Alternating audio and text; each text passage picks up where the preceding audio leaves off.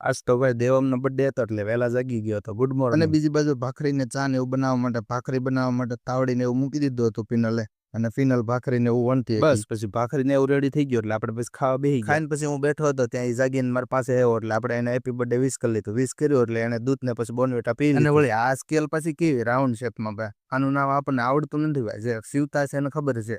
તમને ખબર હોય તો અને આ કમેન્ટ બાજુ કરજો. દેવમ રેડી થઈ ગયો છે કમ્પ્લીટ, અને એના નખ ને એવું કાપવાનું ભાઈ ભાભી અને દેવમ ત્રણેય બહાર જવાના હતા, એનો બર્થડે હતો એટલે પછી જવા નીકળી ગયા. અને આ બાજુ વાતાવરણમાં બહુ તડકો તો છે નહીં પણ ગરમી બહુ થાય છે. બસ પછી આ બાજુ પિનલ ફ્રી થઈ ગઈ હતી એટલે દેવમનો બર્થડે હતો એટલે સ્ટેટસ ને એવું મૂકીને સ્ટેટસ બીજાના જોતી હતી. બસ પછી થઈ ગયો હતો ખાતે જવાનો ટાઈમ એટલે પિનલ ટિફિન ને એવું ભરી દેતી હતી, અને એને શિવાંતમાં જવાનું હતું કારણ કે એકલી હતી એટલે પછી શિવાંતમાં એને મૂકવા જવાનું હતું એટલે એ પણ રેડી થઈ ગઈ. પિનલ ને મૂકીને પછી ખાતે જતા હતા. હા ભાઈ તો ગાડીમાં આખો રૂમનો સામાન ભરીને જાય છો ભાઈ.